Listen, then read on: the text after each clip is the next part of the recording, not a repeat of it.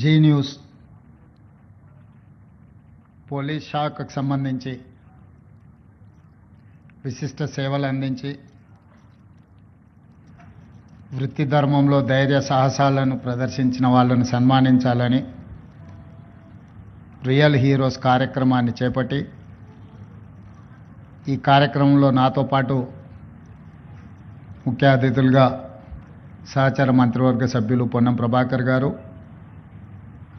Chief secretary Ramakrishna Rao గారు, DGP Jitender గారు, G news సంస్థ తరఫున ఉమేష్ రాఫ్ గారు, అదేవిధంగా రాష్ట్రంలో ఉన్న వివిధ ఉన్నతాధికారులు, పోలీసు ఉన్నతాధికారులు, జీ న్యూస్ సంస్థకు సంబంధించిన ప్రతినిధులు,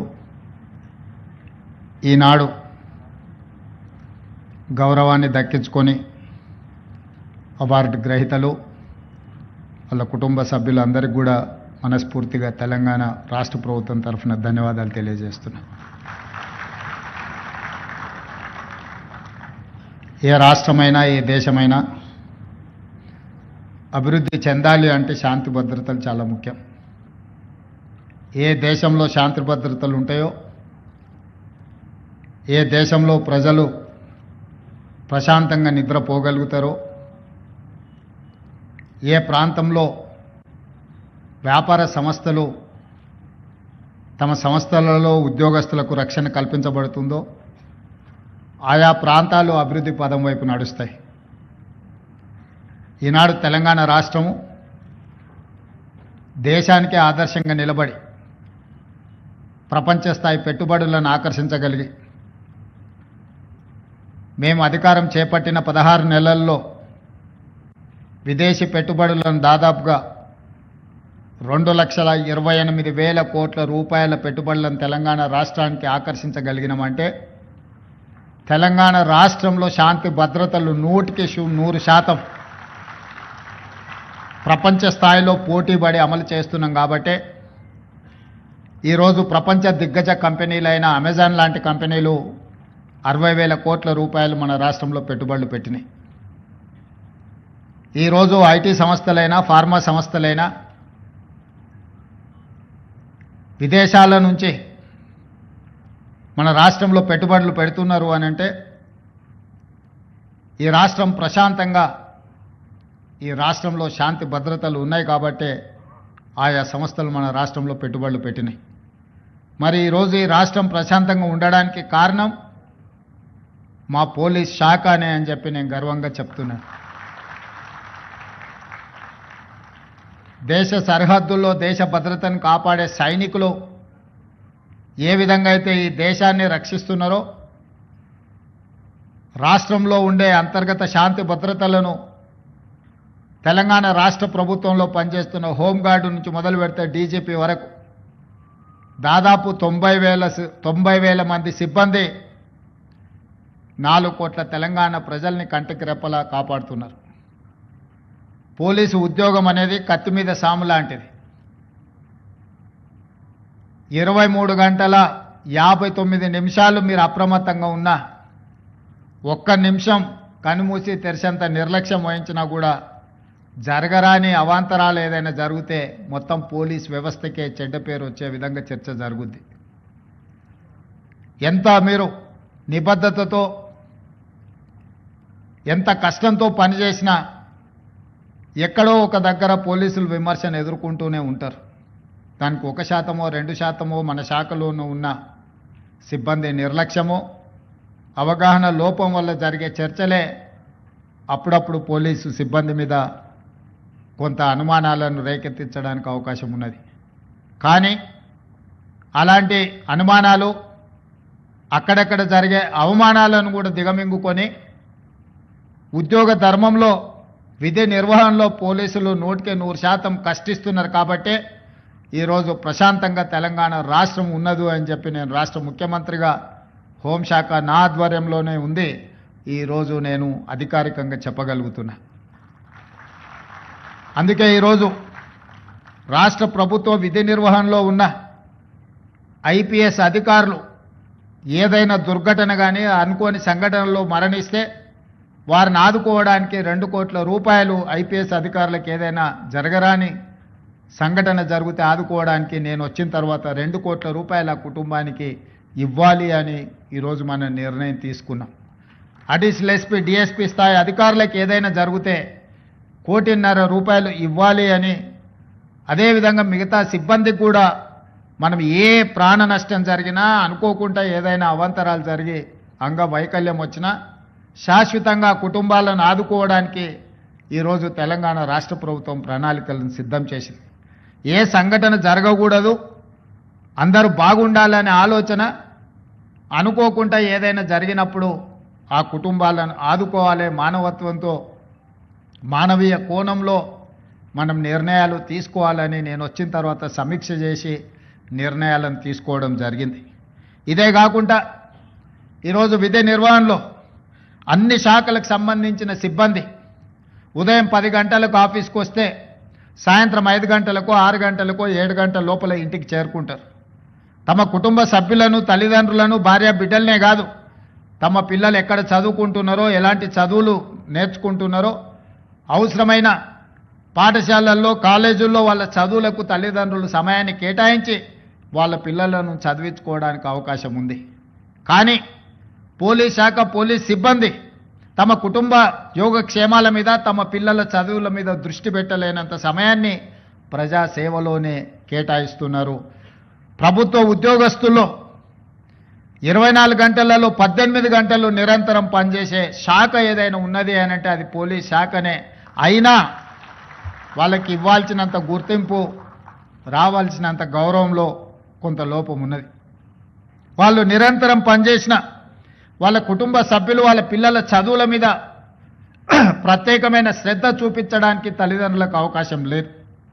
అందుకే మన ప్రభుత్వం వచ్చిన తర్వాత మీ జీతభత్యాలు, మీ ఉద్యోగ నియామకాలు, మీ రిటైర్మెంట్ బెనిఫిట్స్నే కాదు, మీ పిల్లల భవిష్యత్ కోసం యంగ్ ఇండియా పోలీస్ స్కూల్ని మనం ఈరోజు స్టార్ట్ చేసుకున్నాం. దేశంలోనే ఆదర్శంగా నిలబడాలి. హోంగార్డు నుంచి డీజీపీ వరకు మీ పిల్లల చదువులు కార్పొరేట్ విద్యలో, కార్పొరేట్ సంస్థలతో పోటీ పడే విధంగా తీర్చిదిద్దాలి అని మంచిర్యాలలో అత్యంత ఖరీదైన ప్రాంతం, ఇన్ఫోసిస్, మైక్రోసాఫ్ట్ లాంటి దిగ్గజాలైన ఐటీ కంపెనీలు ఎక్కడైతే ఉన్నాయో 50 ఎకరాల స్థలం ఈరోజు మీ పోలీస్ స్కూల్ కోసం కేటాయించి ఒక కార్పొరేట్ లెవెల్ విద్యను మీకు అందించడానికి రాష్ట్ర ప్రభుత్వం తీసుకొని ఈ అకాడమిక్ ఇయర్లోనే ఈసారి అడ్మిషన్లను మొదలుపెట్టినాం. నేనే స్వయంగా వెళ్ళి ఆ స్కూల్ ప్రారంభోత్సవ కార్యక్రమంలో పాల్గొన్నాం. ఈరోజు సివి ఆనంద్ గారు, ఇతర ఉన్నతాధికారులు అందరూ కూడా ప్రత్యేకంగా దాన్ని పర్యవేక్షిస్తున్నారు. ఎందుకు అనంటే ఎవరమైనా, ప్రజాప్రతినిధులమైనా, పోలీసు అధికారులైనా, ప్రభుత్వ సిబ్బంది అయినా, మనం ఏమి చేసినా మన పిల్లల భవిష్యత్తు కోసం వాళ్ళకు ఒక మంచి సమాజంలో గౌరవాన్ని, మంచి విద్యను, ఉద్యోగాన్ని, ఒక సత్ప్రవర్తన కలిగిన పౌరులుగా తీర్చిదిద్దాలనేదే మన ఆలోచన. మనం ఎంత కష్టపడ్డా, మనం ఎంత కృషి చేసినా చివరికి మన ఆలోచన, మన విధానము మన పిల్లల యొక్క భవిష్యత్తే. మరి ఈరోజు పోలీస్ సిబ్బంది పూర్తి సమయాన్ని శాంతి భద్రతలను కాపాడంలో, ప్రజా జీవితంలో పెట్టినప్పుడు వాళ్ళ పిల్లల కోసం ఒక మంచి విద్యా విధానాన్ని తీసుకురావాలనే ఈరోజు రాష్ట్ర ప్రభుత్వం యంగ్ ఇండియా పోలీస్ స్కూల్ని స్టార్ట్ చేసుకున్నాం. మనం నేషనల్ డిఫెన్స్ అకాడమీ ఎన్డీఏలో చదువుకున్న వాళ్ళు గర్వంగా మేము ఎన్డీఏ స్కూల్లో చదువుకున్నామంటారు. సైనిక్ స్కూల్లో చదువుకున్న వాళ్ళు ఈరోజు మేము సైనిక్ స్కూల్ స్టూడెంట్ అని వాళ్ళు చెప్పుకుంటున్నారు. హెచ్పిఎస్ స్కూల్లో చదువుకున్న వాళ్ళు ఈరోజు మేము హెచ్పిఎస్ అని చెప్పుకుంటున్నారు. అందుకే ఈరోజు ఇక్కడ ఉన్న అధికారులను, పోలీస్ సిబ్బందిని నేను అడుగుతున్నా, ఎన్డీఏలో కానీ, సైనిక్ స్కూల్లో కానీ, హెచ్పిఎస్లో చదువుకున్న ఆ పిల్లలు గర్వంగా వాళ్ళ స్కూల్ పేరు చెప్పుకున్నప్పుడు మన పోలీస్ స్కూల్లో చదువుకున్న పిల్లలు ఎందుకు గర్వంగా మేము పోలీస్ స్కూల్ నుంచి వచ్చినామని చెప్పుకునే విధంగా, తలెత్తుకునే విధంగా ఈరోజు మనం తీర్చిదిద్దాలన్న ఆలోచనతోనే యంగ్ ఇండియా పోలీస్ స్కూల్ని మనం స్టార్ట్ చేసుకున్నాం. మీ పిల్లలందరినీ వీలైనంత మేరకు అక్కడ చదివించుకోండి. అవసరమైన అన్ని వసతులను ఇచ్చే బాధ్యత నాది. ఆ పిల్లలను ఉత్తమ పౌరులుగా తీర్చిదిద్ది ఈ సమాజంలో డాక్టర్లుగా, లాయర్లుగా, ఇంజనీర్లుగా, ఐఏఎస్లుగా, ఐపీఎస్లుగా, ప్రజా ప్రతినిధులుగా, రాష్ట్రానికి నాయకత్వం వహించే నాయకులుగా పోలీస్ స్కూల్ నుంచి తీర్చిదిద్దాలనేదే నా ఆలోచన, నా విధానం. దీన్ని సద్వినియోగం చేసుకోవాల్సిందిగా హోంగార్డ్ నుంచి డీజీపీ వరకు పోలీస్ సిబ్బందికి అందరికీ నేను విజ్ఞప్తి చేస్తున్నా. అదేవిధంగా ఈరోజు మీరు ఆలోచన చేయండి, దేశంలోనే మనకు శాంతి భద్రతలు కాపాడడంలో నెంబర్ 1 ర్యాంక్ వచ్చింది. ఇన్ఫ్లేషన్, నిత్యావసర వస్తువుల ధరలను నియంత్రించడంలో దేశంలో మొట్టమొదటి ర్యాంక్ మనకు వచ్చింది. ఈరోజు సైబర్ క్రైమ్లో కొల్లగొడుతున్న సొమ్ముని రికవరీ చేయడంలోనే దేశంలో మనం నెంబర్ 1 వచ్చినాం. ఈరోజు ఎస్ఐబి కానీ ఇంటెలిజెన్స్ కానీ ఎక్కడైనా రాష్ట్రంలో, ఏ దేశంలో, ఏ మూలలో ఏ తప్పిదం జరిగినా, ఏ దాడులు జరిగినా, తీవ్రవాదుల నేపథ్యంలో దాడులు జరిగినా మన పోలీసులు ఇచ్చే సమాచారమే ఈ దేశంలోని నేరగాళ్లను పట్టుకోవడానికి మనం ఉపయోగపడుతున్నాం. ఇదే కాదు, ఈరోజు ఇంతకుముందు భరత్ చెప్పినట్టుగా డ్రగ్స్ ఇది ఒక పెద్ద మహమ్మారిగా మారింది. ఇవాళ ఏదో శ్రీమంతుల పిల్లలే కాదు, మధ్యతరగతి దిగువ తరగతి పిల్లలు కూడా డ్రగ్స్లో కొకైన్ కానీ, గంజాయి కానీ, ఇతర మాదక ద్రవ్యాలు అత్యధికంగా వినియోగిస్తున్నారు. ఎక్కడోనో పబ్బులలోనో లేకపోతే కాలేజీల్లో కాదు, ఈరోజు ఈ విష సంస్కృతి పాఠశాలలకు కూడా విస్తరించింది. అందుకే ఈరోజు తెలంగాణ రాష్ట్ర ప్రభుత్వం డ్రగ్స్ వినియోగించే వాళ్ళను, డ్రగ్స్ సరఫరా చేసే వాళ్ళను, డ్రగ్స్ను అమ్మే వాళ్ళని అందరినీ కూడా ఉక్కుపాదంతో తొక్కాలి అని ఈరోజు డ్రగ్స్ నియంత్రించడానికి ఒక ప్రత్యేక విభాగాన్ని ఏర్పాటు చేయడం కాకుండా ఆ విభాగంలో పనిచేస్తున్న సిబ్బందికి 30% అదనంగా జీత భత్యాలు ఇచ్చి ప్రోత్సహించి ఈరోజు ఈ సమాజానికి చీడ పురుగుగా మారి భవిష్యత్ తరాలను నిర్వీర్యం చేసే డ్రగ్స్ మీద ఈరోజు ఉక్కుపాదం మోపుతున్నాం. అదేవిధంగా సైబర్ క్రైమ్, ఒకప్పుడు దొంగతనాలు చేయాలన్నా, దోపిడీ చేయాలన్నా దొంగలు మన ఇంటికి రావాలి, మన తలుపులో, మన కిటికీలో పగలగొట్టాలి, మన త్రిజోరీలు ఓపెన్ చేసి తీసుకెళ్ళాలి. ఇప్పుడు నేరం మారింది, స్వరూపం మారింది. మన ఇంట్లో మన జేబులో ఉండే సెల్ ఫోనే వాడు త్రిజోరీని పగలగొట్టినట్టుగా మన లోపలికి వచ్చి ఎక్కడో కూర్చొని, పక్క ఊర్లోనో పక్క దేశంలోనో కూర్చొని డైరెక్ట్గా మన ఖజానాలకు వచ్చి దొంగతనం చేస్తున్నాడు. ఒకప్పుడు దొంగతనం చేయాలంటే చాలా కష్టమైన పని. తలుపులు బద్దలు కొట్టాలి, లేకపోతే ఇంట్లో ఉన్న వాళ్ళ తలలు పగలగొడితే కానీ దొంగతనం చేసే అవకాశం ఉండేది కాదు దొంగలకు. ఈరోజు ఏమీ లేదు, నీ జేబులో ఉన్న సెల్ ఫోన్లకు ఒకసారి దూరితే చాలు నీ దగ్గర ఉన్న ఖజానాన్ని మొత్తాన్ని కొల్లగొట్టే పరిస్థితులు వచ్చినాయి. నేరం మారింది, నేరగాళ్ళు మారిండ్రు. మరి నేరం మారినప్పుడు, నేరగాళ్ళు మారినప్పుడు, నేర విధానం మారినప్పుడు పోలీసు వ్యవస్థలో కూడా సమూలమైన మార్పులను తీసుకొచ్చి దానికి తగ్గట్టుగా, దొంగలకు తగ్గట్టుగా దొంగలను నియంత్రించే విధంగా పోలీసు వ్యవస్థను ఈరోజు తీర్చిదిద్దుకోవాలనే ఈరోజు సైబర్ క్రైమ్ విభాగాన్ని కూడా మనం బలోపేతం చేసినాం. అందుకే ఈరోజు దేశంలో ఎక్కడ ఏది జరిగినా మన సైబర్ క్రైమ్ డిపార్ట్మెంట్ ఈరోజు దేశానికే ఆదర్శంగా నిలబడే విధంగా ఈరోజు నేరగాళ్లను పట్టుకునే ప్రయత్నం చేస్తున్నాం. కానీ ఇది ఏదో ఒక రోజు ఒక గంట పనిచేస్తే కాదు, నిరంతరం 24 గంటలు అప్రమత్తంగా ఉండాలి. డ్రగ్స్ విషయంలో, సైబర్ క్రైమ్ విషయంలో ఈరోజు పోలీసులు ఇంకా నైపుణ్యాన్ని నేర్చుకోవాల్సిన అవసరం ఉన్నది. నేరం జరిగిన తర్వాత పట్టుకోవడం కాదు, నేరం జరగకుండా నియంత్రించాల్సిన బాధ్యత కూడా మన మీదనే ఉన్నది. నేరం జరిగిన తర్వాత పట్టుకోవడం కంటే నేరం జరగకుండా నియంత్రించడంలోనే మనం విజయం సాధించాల్సిన అవసరం ఉన్నది. ఆ దిశగా మన పోలీస్ వ్యవస్థను మన అధునాతనీకరించుకోవడమే కాకుండా దీన్ని అభివృద్ధి చేసుకోవాలి. సాంకేతిక నైపుణ్యాన్ని మనం సాధించుకోవాల్సిన అవసరం ఉంది. ఆ దిశగా పోలీసు ఉన్నతాధికారుల నుంచి హోంగార్డ్ వరకు సేవలు అందించాలి. ఈరోజు ఆ విధంగా విధి నిర్వహణలో అద్భుతంగా ఎవరైతే పనిచేసిండ్రో ఆ సిబ్బందిని అందరిని కూడా సన్మానించడం అనేది, మనందరం వాళ్ళని గుర్తించడము, ఈ రాష్ట్ర ప్రభుత్వం, ఈ పోలీస్ శాఖ మొత్తం మీకు అండగా నిలబడుతుంది, మిమ్మల్ని వెన్ను తడుతుంది, మీరు చేసిన మంచి పనిని అభినందిస్తుందని సందేశాన్ని ఇవ్వడం కోసమే ఈరోజు ప్రత్యేకంగా నేను ఈ కార్యక్రమంలో పాల్గొన్నాను. ఎందుకంటే ఈ ప్రభుత్వంలో పనిచేసే ప్రతి ఉద్యోగిని గౌరవించాల్సిన బాధ్యత, వాళ్ళ హక్కులను కాపాడవలసిన బాధ్యత ఈ తెలంగాణ రాష్ట్ర ముఖ్యమంత్రిగా నా మీద ఉన్నది. అందుకే ఈరోజు ఈ కుటుంబాలను అన్నిటిని కలుసుకొని పోలీస్ శాఖను ప్రత్యేక దృష్టితో చూస్తాం, మీ సమస్యల్ని పరిష్కరిస్తామని తెలియజేయడమే ఈరోజు ఈ ప్రభుత్వం యొక్క ముఖ్య ఉద్దేశం. అందుకే ఈ కార్యక్రమంలో మీ ముఖ్యమంత్రిగా నేను పాల్గొనడం జరిగింది. అదేవిధంగా అప్పుడప్పుడు కొన్నిసార్లు పొద్దున్నే పేపర్లు చూడంగానే కొన్ని సర్ప్రైజ్ వార్తలు కనిపిస్తుంటాయి. ఈరోజు ఉదయం పేపర్ తెరవంగానే ఇక సమరమే అని ఒక వార్త చదివిన. ఎవరయ్యా వీళ్ళు, ఏమన్నా మన రాష్ట్రానికి సంబంధించిన వాళ్ళు కాదేమో, ఇంకెవరైనా మన మీద సమరం ప్రకటించారా అని చదివితే ప్రభుత్వ ఉద్యోగాల సంఘాల నాయకులని కింద పేర్లని చదివిన. నేను దయచేసి ఉద్యోగ సంఘాల నాయకులకు విజ్ఞప్తి చేస్తున్నా, ఈ రాష్ట్రం మీది, ఈ ప్రభుత్వం మీది, మీరందరు కలిసి ఎన్నుకుంటేనే మేము అందరం ఇక్కడ ఉన్నాం. ఈరోజు ప్రజలు, ప్రభుత్వ ఉద్యోగస్తులు కావచ్చు, ప్రజాప్రతినిధులు కావచ్చు, మన అందరం కలిస్తే 2%, ప్రభుత్వంలో పనిచేసే ప్రతి ప్రభుత్వ ఉద్యోగి లెక్క కడితే 3.5 లక్షలు ఉంటారు దాదాపుగా. ఒక 3 లక్షల మంది కాంట్రాక్ట్ అవుట్సోర్సింగ్ ఉద్యోగస్తులు ఉంటారు. ఇంకొక 3 లక్షల మంది రిటైర్డ్ అయిన వాళ్ళు ఉంటారు. వీళ్ళు 9 లక్షలు దాదాపుగా ఈ సిబ్బంది ఉండే అవకాశం ఉంది. ఈ 9 లక్షల మంది 4 కోట్ల తెలంగాణ ప్రజల యొక్క సంక్షేమము, అభివృద్ధి, రాష్ట్రం యొక్క శాంతి భద్రతలను, పెట్టుబడులను అన్నిటిని కాపాడాలి.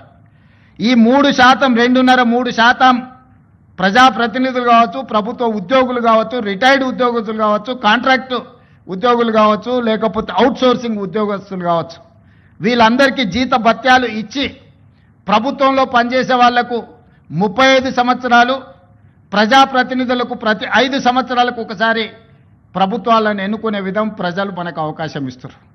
ఈరోజు మీరు ప్రకటించిన సమరం 98% ప్రజల మీద నేను అడగదలుచుకున్న ఉద్యోగ సంఘస్థులను.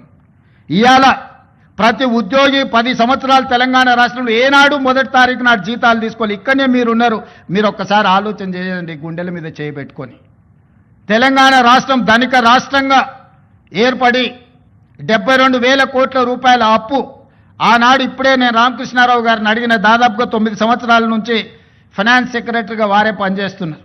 తెలంగాణ రాష్ట్రం వచ్చినప్పుడు మనం కడుతున్న అప్పు అసలు మిత్తి ఎంత అంటే నెలకు 500-600 కోట్ల రూపాయలు సార్. సంవత్సరానికి ఒక 6,000 నుంచి 6,500 కోట్ల రూపాయలు మనం అప్పు కట్టేది తెలంగాణ రాష్ట్రం జూన్ 2, 2014 నాడని రామకృష్ణారావు గారు చెప్పారు.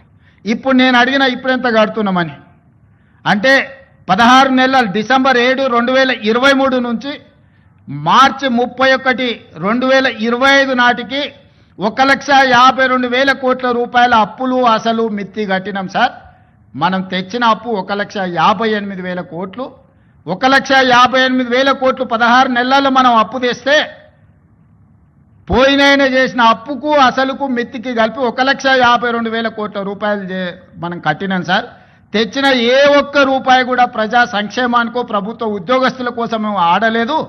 8,29,000 కోట్ల రూపాయలు ఆయన పెట్టిపోయిన బకాయిలకు ఈ తెచ్చిన సొమ్మంతా అక్కడనే చెల్లించినాం సార్ అని రామకృష్ణారావు గారు ఈరోజు చీఫ్ సెక్రటరీ గారు నాకు వివరించారు. అదే కాకుండా ఈరోజు ఎంత కడుతున్నాము అని అంటే నెలకు 7,000 కోట్ల రూపాయలు అసలు మిత్తి కట్టాల్సిన పరిస్థితి ఉన్నది సార్. మనం తిన్నా తినకపోయినా అప్పులోనికి మనం 7,000 కోట్ల రూపాయలు ప్రతి నెల కట్టాల్సిందే సార్, తక్కువ అని రామకృష్ణారావు గారు చెప్తారు. తెలంగాణ రాష్ట్రం వచ్చిన రోజు 500 నుంచి 600 కోట్ల రూపాయలు ఉన్న అప్పు ఈరోజు రేవంత్ రెడ్డి ముఖ్యమంత్రిగా పదవి చేపట్టిన 16 నెలల్లో 1,52,000 కోట్ల రూపాయలు మొదటి 16 నెలల్లో కట్టినామంటే యావరేజ్గా 9,000 నుంచి 10,000 కోట్ల రూపాయలు ప్రతి నెల అసలు మిత్తి నేను కట్టిన. కట్టుకుంటూ వచ్చినందుకు కొంత అప్పు భారం తగ్గి కొత్త అప్పులు నేను ఎక్కువ చేయకపోవడం వల్ల ఈరోజు 7,000 కోట్ల రూపాయలు ప్రతి నెల నేను కట్టాల్సిందే. ఇదే కాదు, మీ ప్రభుత్వ ఉద్యోగస్తులు 58 ఏళ్ల నుంచి 61 సంవత్సరాలకు మీ పదవీ కాలాన్ని పొడిగించారు. దాంట్లో మీరు అనుకున్నారు మీ పదవీ కాలాన్ని ఎక్కువ ఇచ్చిందని. రిటైర్మెంట్ బెనిఫిట్స్ ఇవ్వాల్సి వస్తుందని 3 ఏళ్ళు పెంచండి. ఇప్పుడు ఈ మధ్యకాలంలో అత్యధికంగా రిటైర్ అయినరు వారు పోతా మీ రిటైర్మెంట్ బెనిఫిట్స్ను మీకు ఇవ్వకుండా బకాయి పెట్టింది ఎంత అంటే 8,500 కోట్ల రూపాయలు.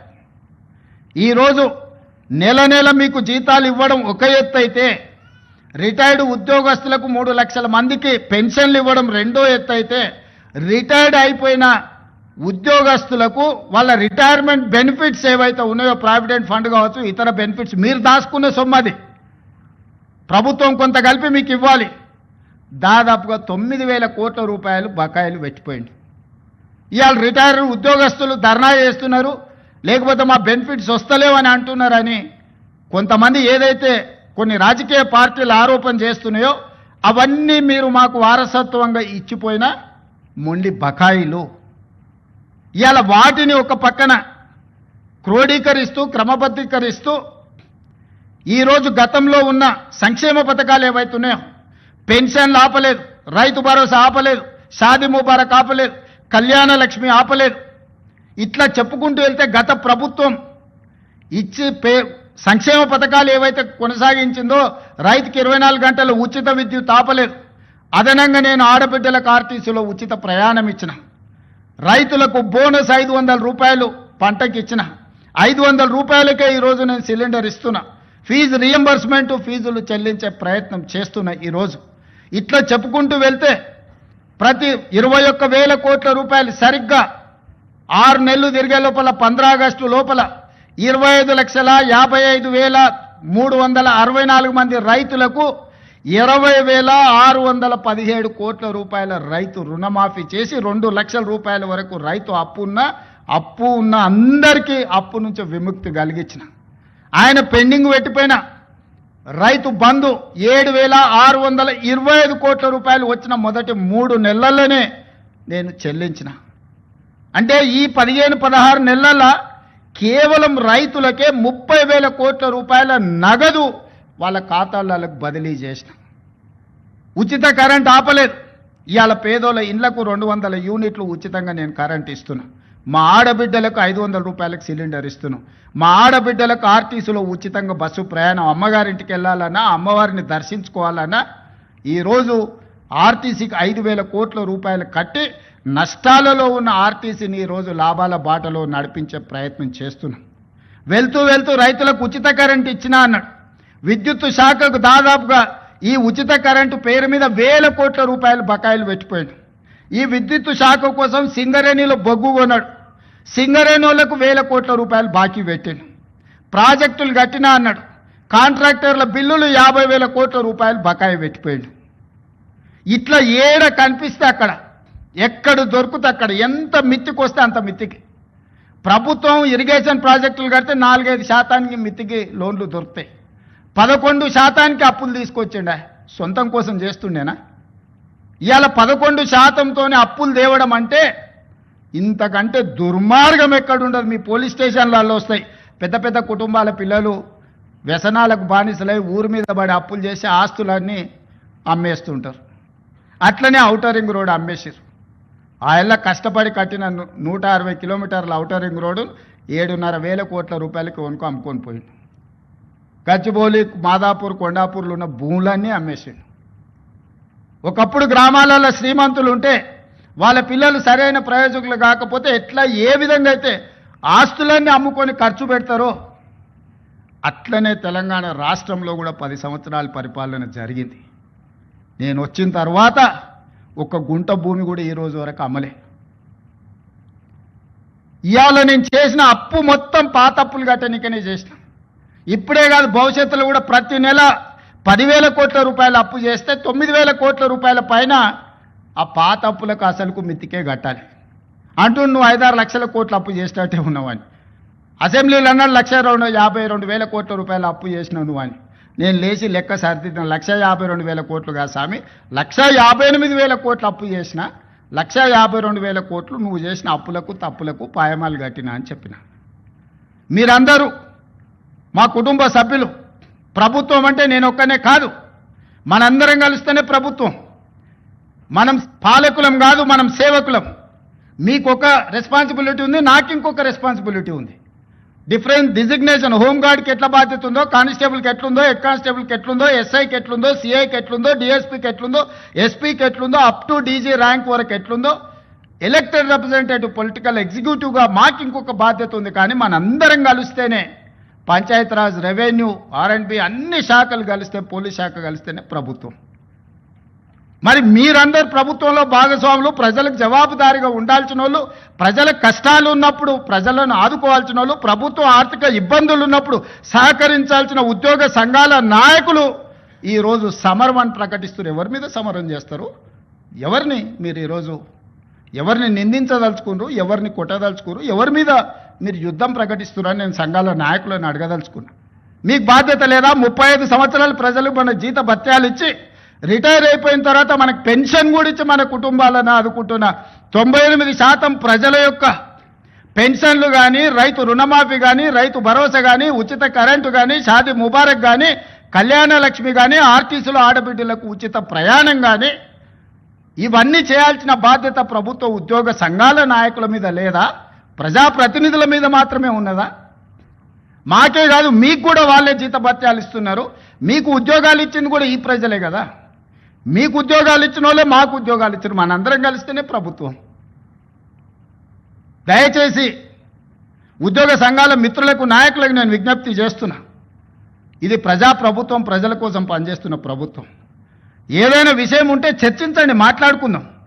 ఈరోజు కూడా నేను స్పష్టంగా చెప్తున్న వేదిక మీద నుంచి, ప్రతి నెల ఈ తెలంగాణ రాష్ట్ర ప్రభుత్వానికి వస్తున్న ఆదాయం 18,000 నుంచి 18,500 కోట్లు. కానీ ప్రతి నెల నాకు కనీస అవసరాలు తీర్చడానికి 22,500 కోట్ల రూపాయలు కావాలి. ఈరోజు మీకు ఇచ్చే జీతాలు కానీ, మీ పెన్షన్స్ కానీ, లేకపోతే ఈరోజు సంక్షేమ పథకాలు కానీ, రాష్ట్రంలో ఉన్న పనులు చేయడానికి 22,500 కోట్ల రూపాయలు కావాలి. 4,000 కోట్ల రూపాయలు ప్రతి నెల ఆదాయం తక్కువ ఉంది. అప్పుడప్పుడు ఆశా వర్కర్లు అంటుంటారు మా జీతం రాలేదని, ఇంకోసారి అంగన్వాడీ వాళ్ళు అంటుంటారు, ఇంకోసారి అవుట్ సోర్సింగ్ వాళ్ళు అంటుంటారు. మా రామకృష్ణారావు గారు, మా బట్టి విక్రమార్క గారు చేస్తున్నది ఏంటంటే, ఓ నెల ఈయన కాపీ ఆయనకి ఇస్తుండు, ఒక నెల ఈయన కాపీ ఆయనకి ఇస్తుండు, అడ్జస్ట్మెంట్ బడ్జెట్ పద్మనాభం పనులు చేస్తున్నారు. ఉన్నది 18,500 కోట్లే. 18,500 కోట్లల్లో ఈరోజు 7,000 కోట్ల రూపాయలు అప్పుకు పోయింది. 5,000 నుంచి 5,500 కోట్ల రూపాయలు మీ జీత భత్యాలకు పోయింది. 13,000 కోట్లు పోయిన తర్వాత నా చేతిలో మిగులుతున్నది 6,000 కోట్లు నికరంగా. ఈ 6,000 కోట్ల పెన్షన్ ఇవ్వాలన్నా, వృద్ధాప్య పెన్షన్ ఇవ్వాలన్నా, రైతు రుణమాఫీ చేయాలన్నా, రైతు భరోసా ఇవ్వాలనా, షాదీ ముబారక్ ఇవ్వాలనా, కళ్యాణ లక్ష్మి ఇవ్వాలనా, ఫీజు రియంబర్స్మెంట్ కట్టాలనా, ఏమేం పథకాలు చేయాలి? ఈ అన్ని పథకాలు చేయాలంటే నాకు 22,000 కోట్ల చిల్లర కావాలి. ఈ 18,000 నుంచి 18,500 కోట్లలోనే ప్రతిరోజు కూర్చొని రూపాయి మీ జీత భత్యాలు నెల జీతం వస్తే ఇంటి ఖర్చు ఎంత, పాల ఖర్చు ఎంత, హాస్పిటల్ ఖర్చు ఎంత, పిల్లల ఫీజులు ఎంత, మీరెట్లా ప్రణాళికలు చేసుకుంటున్నారో, ఈ రాష్ట్ర ప్రభుత్వాన్ని నడుపుతున్న నేను కూడా అట్లనే ప్రణాళిక వేసుకొని రూపాయి ఎక్కడ ఉంది, ఎక్కడ ఖర్చు పెంచకుండా దుబారా మొత్తం తగ్గించి, ముఖ్యమంత్రిగా ఎక్కడికి పోయినా నాకు ప్రత్యేక విమానం తీసుకొని పోవచ్చు. ప్రత్యేక విమానం కాదు కదా, మామూలు విమానంలో కూడా ఎకానమీ టికెట్ కొనుక్కొని పోతున్నా. విదేశాలు పోతే కూడా ఫస్ట్ క్లాస్ ఏది కావాలన్నా ముఖ్యమంత్రికి ఆ హోదా ఉంటుంది. నేను ఆ టికెట్లు కూడా కొనుక్కోవడం లేదు. చాలా నార్మల్ సామాన్య ప్రయాణికులతో నేను ప్రయాణం చేస్తున్నా. ప్రతి దగ్గర మా ఖర్చులను తగ్గించుకొని, నియంత్రించుకొని, నేను ఎవరికి చెప్పలే ఈరోజు వరకు. ఎందుకు చెప్పలేదంటే అదేదో చెప్పుకుంటే గొప్పలాగా ఉంటే, బాధ్యతగా భావించి దుబారా తగ్గించి ప్రజలకు చేయగలిగింది చేసి, ప్రభుత్వ ఉద్యోగస్తులకు మొదటి తారీఖు నాడు జీతం ఇవ్వకపోతే ఆ కుటుంబాలు ఎట్లా నడుస్తాయని నేను ముఖ్యమంత్రి పదవి చేపట్టిన నాటి నుంచి రామకృష్ణారావు గారు ఏది ఏమైనా అక్కడ సూర్యుడు ఇక్కడ మొలిచినా మొదటి తారీఖు నాడు మన ఉద్యోగస్తులకు జీతాలు ఇవ్వాలని, ఈ 16 నెలలు మీకు జీతాలు ఇచ్చిన మీరే కదా ప్రత్యక్ష సాక్షి. గతంలో మీకు ఏం కావాలన్నా విడతల వారిగా మీ జీతాలు వచ్చేది. మరి ఇవాళ మీకోసం పనిచేస్తున్నా, ప్రజల కోసం పనిచేస్తున్నా, మీరు వేరు, మీరు మేము అందరం కలిస్తేనే ప్రభుత్వం. నేను స్పష్టంగా ఉద్యోగ సంఘాల నాయకులకు చెప్పదలుచుకున్నా, మీరు వేరే మేము వేరే కాదు. మీరు మేము కలిసి 99% ప్రజలకు మంచి చేయడం కోసం మనం ఇక్కడ ఉన్నాము. మనం సమరం చేయడానికి ఇక్కడ లేం. ప్రజల మీద యుద్ధం చేసిన వాళ్ళు ఎవరు బాగుపడ్డోళ్ళు లేరు. ప్రజలు ఊరుకుంటారా? ప్రజల మీద యుద్ధం చేస్తే ఎవరి మీద యుద్ధం చేస్తారు? ఈ 9 లక్షల మంది ప్రభుత్వ ఉద్యోగులందరూ కలిస్తే, మీరు మేమందరం కలిస్తేనే ప్రభుత్వం. మనందరం కలిసి పనిచేస్తేనే పేదలకు మేలు జరుగుద్ది. రాజకీయ నాయకులు రాజకీయ పార్టీల చేతుల్లో పావులుగా మారకండి అని చెప్పి నేను ప్రభుత్వ ఉద్యోగ సంఘాల నాయకులకు విజ్ఞప్తి చేస్తున్నా. రాజకీయ నాయకులకు ఉంటుంది ప్రభుత్వాన్ని అస్థిరపరచాలని, ఈ ప్రభుత్వాన్ని బద్నాం చేయాలి, ఈ ప్రభుత్వం సాఫీగా నడవద్దని కొన్ని రాజకీయ పార్టీలకు, ఆ నాయకులకు ఉంటుంది. మీరు వాళ్ళ ఉచ్చులో పడి వాళ్ళ చేతుల పావులుగా మారి, వాళ్ళ చేతిలో చురకత్తులుగా మారి ప్రజల గుండెల్లో కూర్చాలనే ప్రయత్నం చేస్తే అది గాయమవుతుంది తప్ప దానివల్ల ఏం లాభం లేదు. నన్ను కోసినా కూడా 18,500 కోట్ల రూపాయల కంటే ఎక్కువ ఆదాయం లేదు. ఏం చేస్తారా నన్ను చెప్పురి? చెప్పరు. ఉద్యోగ సంఘాల నాయకులను అడుగుతున్నా, ఏం చేస్తారు? నన్ను కోసుకుంటే తింటారా? వండుకొని తింటారా? ఏం చేస్తారు? లేదు, ఉన్నదే 18,500 కోట్లు, ఎట్లా వంచుదామో చెప్పండి.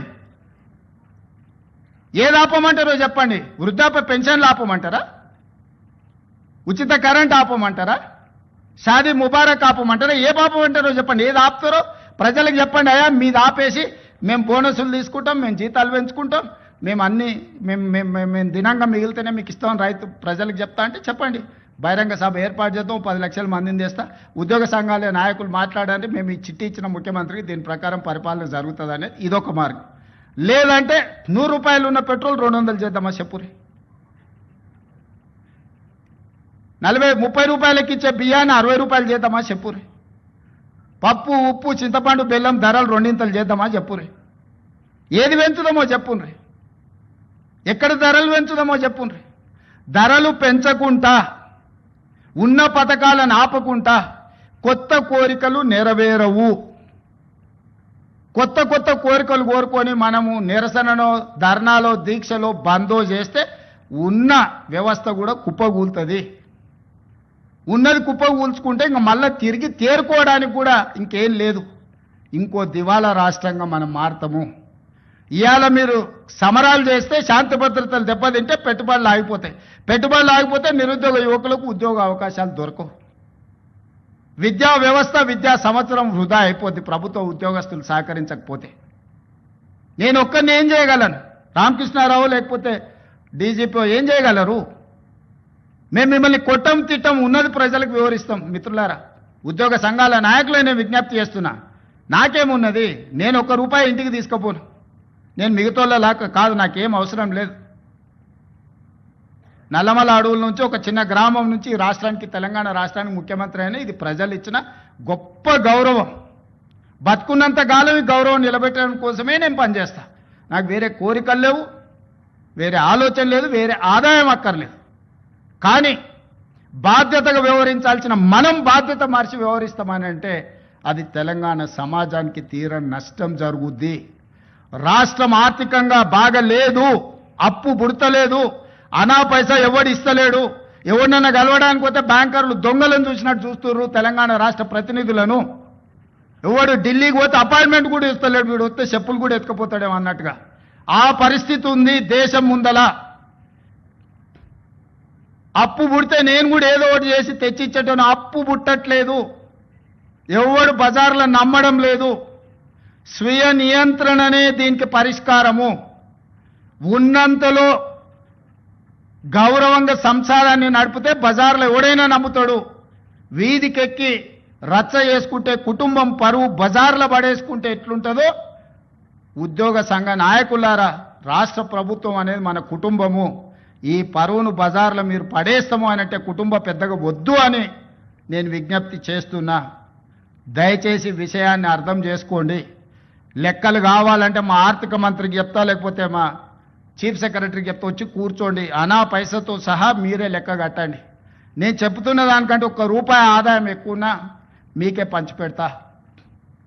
కాంట్రాక్టర్లకు బిల్లులు ఇవ్వాలంటే ఇంకొక 7,000 కోట్లు కావాలి. నేను చెప్పేది అన్ని నిత్యావసర, అత్యవసరానికే 22,000 కోట్లు. దాంట్లోనే 4,000 కోట్ల తుట్టుంది. ఇక ఆయన పెట్టిపోయిన 50,000 కోట్ల రూపాయల కాంట్రాక్టర్లకు పాత బకాయిలు ఇవ్వాలంటే నెలకి 7,000 కోట్లు కావాలి. ఇవాళ సాగునీటి ప్రాజెక్టులల్లా 70%, 80%, 90% ప్రాజెక్టులు పూర్తయినే ఉన్నాయి. నెలకు 1,000 కోట్లు సాగునీటి మీద మనం ఖర్చు పెడితే 2 ఏళ్లలో దాదాపుగా 20 లక్షల ఎకరాలకు నీళ్ళు ఇవ్వచ్చు. ఇవాళ రాష్ట్రం మొత్తం నెలకు మొత్తం ఇన్ఫ్రాస్ట్రక్చర్, R&B కావచ్చు, పంచాయతీరాజ్ కావచ్చు, ఇరిగేషన్ కావచ్చు, any other department for development works, I'm not able to spend even 1,000 crores. ప్రతి నెల రాష్ట్రంలో జరుగుతున్న కాంట్రాక్టులు, పనులకు బిల్లులు చెల్లించాలంటే 1,000 కోట్లు కూడా దొరకడం లేదు. 1,000 కోట్లు కూడా రావడం లేదు. 600-700 కోట్ల రూపాయలు ఇచ్చి 10 ఏళ్ల నుంచి అయ్యని రోడ్లు ఊర్లలో ఇవాళ గుంతలు పడ్డాయి. మీరు కష్టపడి కారు కొనుక్కుంటారు, మీరు సైకిల్ మోటార్ కొనుక్కొని ఫ్యామిలీతో పోతుంటే సడన్గా గుంత వస్తే అందులో పడి కింద పడి కాలు ఇరిగిపోతుంది. ఇవాళ చిన్న చిన్న గ్రామాలకు రోడ్లు వేయాలంటే అనా పైస లేదు. పాత రోడ్ల మీద డాంబర్ వేద్దామంటే కూడా రూపాయి లేదు. రాష్ట్రం మొత్తం ఆర్థికంగా దెబ్బతిని ఉన్నాము. ఒక కుటుంబం విచ్ఛిన్నమైపోయి చిన్నాభిన్నమైపోయి ఆర్థికంగా పూర్తిగా దివాలా తీస్తే ఎట్లుంటుందో తెలంగాణ రాష్ట్ర ప్రభుత్వం యొక్క ఆర్థిక వ్యవస్థ అట్లనే ఉంది. ఎవరికైనా అనుమానం ఉంటే ఉన్న అన్ని లెక్కలు బహిరంగంగా చెప్తా. ఉద్యోగ సంఘాలు అందరు రాండి, ఆర్థిక శాఖ అధికారి దగ్గర కూర్చోండి, ఆర్థిక మంత్రి దగ్గర కూర్చోండి, సహకరించండి. నేను ఇవన్నీ ఎందుకు చెప్తున్నా అంటే మిమ్మల్ని సహకరించమని అడగడానికి చెప్తున్నా. మీరు సమరం చేయడం కోసంగా సమరం చేస్తా అంటే ఎవరి మీద చేస్తారు? నేను మళ్ళీ చెప్తున్నా, నేను కోసినా కూడా ఇంతకంటే ₹1 ఎక్కువ వెళ్ళదు. బజార్లో కూడా నమ్మతలేడు, మొత్తం దివాలా తీసింది. 11% మిత్తికి తెస్తాడే, 3-4%కి రావాల్సిన వాడు ఎవడన్నా ₹10 మిత్తికి డైలీ ఫైనాన్స్ తెచ్చుకునేటోడు ఉంటాడు చూడు బజార్లో, అంతకంటే ఎక్కువ అధ్వానంగా అప్పులు తెచ్చిపెట్టిండు ఆయన. హ్యాపీగా పోయి ఫామ్ హౌస్లో దుప్పటి కప్పుకొని పండుకు సావునరా మీ సావు అని. 3 నెలలకు ఒకసారి బయటకు వస్తాడు, తిడతాడు, పోతాడు. అది ఫెయిలు, ఇది ఫెయిలు, ఇది ఫెయిలు, అది ఫెయిల్ అని. ఆయనకేముంది? ఆనందంగా ఉంది. ఆ చెప్పేటప్పుడు ఫేస్లో ఎంత ఆనందంగా అనిపిస్తుంది అంటే, రైతు బంధు ఫెయిల్ అనగానే ఆయన ఫేస్లో ఇట్లా బల్బు 1000 వోల్టుల బల్బు వెలిగినట్టుంది. ఎవడైనా బాధపడతాడా? అరే ఏదన్నా తప్పు జరిగింది, ఎవరికైనా రాలేదంటే బాధతో చెప్తాం మనం. ఫీజు రియంబర్స్మెంట్ చేయలేదంటే అయ్యో పాపం పిల్లలు ఫీజులు కట్టకపోతే ఎట్లా వాళ్ళు చదివేట్లా అని ఒక బాధ ఉంటుంది. జీతభత్యాలు రిటైర్డ్ ఉద్యోగస్తులకు బెనిఫిట్స్ ఇవ్వలేదంటే ఒక కన్సర్న్ ఉంటుంది. అరే నీ అమ్మ ఏందా ఇట్లా అయిపోయిందని. వారి ఫెయిల్ చూడండి, ఫెయిల్ చెప్పేటప్పుడు ఇది ఫెయిల్, ప్రతి ఫెయిల్ వెనకాల ఒక 1000 వోల్టుల బల్బు వెలిగినట్టు వెలుగుతుంది ఆయన ఫేసు. ఏం పైశాచిక ఆనందము! ఈ విధ్వంసం మీరు చేసిందే కదా, ఈ ఆర్థిక విధ్వంసము. 3 లక్షల కోట్ల బడ్జెట్ పెట్టండి, మరి నువ్వెట్లా ఇవన్నీ హామీలు ఇచ్చినావు అని ఒక ఆయన అడిగాడు. 3 లక్షల కోట్ల అప్పు ఉంది, ప్రతి సంవత్సరం 3 లక్షల కోట్ల ఆదాయం ఉందని బడ్జెట్ పెట్టాడు. 3 లక్షల కోట్ల అప్పు ఉండి 3 లక్షల కోట్ల ఆదాయం ఉంటే ఓసి ఇదెంత సంసారం చక్కదిద్దొచ్చు అని నేను అనుకున్నాను. తీరా చూస్తే 3 లక్షల కోట్ల ఆదాయం లేదు, ఆదాయం 2 లక్షల కోట్లు ఉంది, అప్పేమో 8 లక్షల కోట్లు ఉంది. ఇక చెప్పురు మీరు అందరు కూడా చదువుకున్న వాళ్ళు ఐఏఎస్లు ఐపీఎస్లు అయినారు అంటే మీరు కూడా లైఫ్ టైం కష్టపడి మీరు ఎన్నో ఎగ్జామ్స్ రాసి ఇక్కడికి వచ్చిండ్రు. పోలీస్ ఎస్ఐ కావాలంటే కూడా ఎంత చదవాలను నాకు తెలుసు. నాతో చదువుకున్న వాళ్ళు చాలామంది ఎస్ఐలో కానిస్టేబుల్ కూడా అయిన వాళ్ళు అందరు కష్టపడి చదువుకున్న వాళ్ళు నాకు తెలుసు. ఈ పరిస్థితిలో రాష్ట్రం ఉంది. దయచేసి ఉద్యోగ సంఘాల నాయకులకు నేను విజ్ఞప్తి చేస్తున్నా, సమరం కాదు ఇప్పుడు కావాల్సింది, సమయస్ఫూర్తి కావాలి. రాష్ట్రాన్ని ముందుకు నడిపించాలంటే చిత్తశుద్ధి కావాలి, పట్టుదల కావాలి, కష్టం కావాలి. మన రక్తాన్ని చెమటగా మార్చి మనల్ని నమ్ముకున్న 98% ప్రజలకు సేవలు అందించాలి. 35 ఏళ్ళు సర్వీసులో ఆ తర్వాత రిటైర్డ్ అయినా మనం బ్రతకడానికి ప్రజలు కట్టిన పన్నులో నుంచి ప్రభుత్వం పనిచేస్తుంది. ప్రజాప్రతినిధిగా తెలంగాణ రాష్ట్ర ముఖ్యమంత్రిగా నేను జీవితకాలం ఊడిగం చేసినా కూడా తక్కువనే అవుతుంది ప్రజలు ఇచ్చిన అవకాశానికి. ప్రభుత్వం అంటే రేవంత్ రెడ్డి వేరు, ప్రభుత్వ ఉద్యోగస్తులు వేరు కాదు. మీరు మేము కలిస్తేనే ప్రభుత్వం. మనం పాలకులం కాదు, మనం సేవకులం. ప్రజలకు సేవ చేయడానికే ఇక్కడ ఉన్నాం. సంఘాల నాయకులారా, కార్మిక సంఘాల నాయకులారా, అది ఆర్టీసీ కావచ్చు, సింగరేణి కావచ్చు, విద్యుత్ కార్మికులు కావచ్చు, ప్రభుత్వ ఉద్యోగస్తులు కావచ్చు, మీకు అందరికీ నేను విజ్ఞప్తి చేస్తున్నా, సవినయంగా మనవి చేస్తున్నా, మన బాధ్యతలు మనం నిర్వహించుకుందాం. ఈ కొట్లాడి తెచ్చుకున్న తెలంగాణ కోతుల గుంపుకు అప్పచెప్పినట్టు చేసుకోవద్దు. మనం సాధించుకున్న తెలంగాణను మనం అభివృద్ధి పదం వైపు నడిపించుకుందాము. ప్రపంచానికే ఆదర్శంగా నెంబర్ 1గా నిలబడేటట్టు చేద్దాం. కష్టపడుతున్న రోజుకు 18 గంటలు. ఏ రోజైనా డిసెంబర్ 7, 2023 నాడు బాధ్యత తీసుకున్నాక ఈ రోజు వరకు ఒక్క రోజైనా, ఒక్క గంట అయినా నేను సెలవు తీసుకున్నానా మీరు ఆలోచన చేయండి. నాకు జీవితంలో ఏమి లక్ష్యం లేదు. ఈ తెలంగాణ రాష్ట్రం దేశానికే ఆదర్శంగా ఉండాల్సిన తెలంగాణ మోడల్ను, తెలంగాణ రైజింగ్ అని ఈరోజు దేశానికే ఆదర్శంగా నిలబడాలని, తీర్చిదిద్దాలనేదే నా పట్టుదల. వయసు ఉంది, ఓపిక ఉంది, మీతో కలిసి కష్టపడే తత్వం నాకున్నది. నాతో కలిసి రండి, తెలంగాణ రాష్ట్రాన్ని అభివృద్ధి పదం వైపు నడిపిద్దాం. పోలీస్ మిత్రులందరూ కూడా నా విజ్ఞప్తి, మీ కుటుంబాలను ఆదుకునే బాధ్యత నాది. శాంతి భద్రతలు కాపాడండి, డ్రగ్స్ మీద ఉక్కుపాదం పెట్టి తొక్కండి, సైబర్ క్రైమ్లను నియంత్రించండి. మనందరం కలిసి రాష్ట్రాన్ని దేశానికే గొప్పగా తలమానికంగా తీర్చిదిద్దుదామని మీ అందరికీ తెలియజేస్తూ మీ అందరి దగ్గర సెలవు తీసుకుంటున్న మిత్రులారా.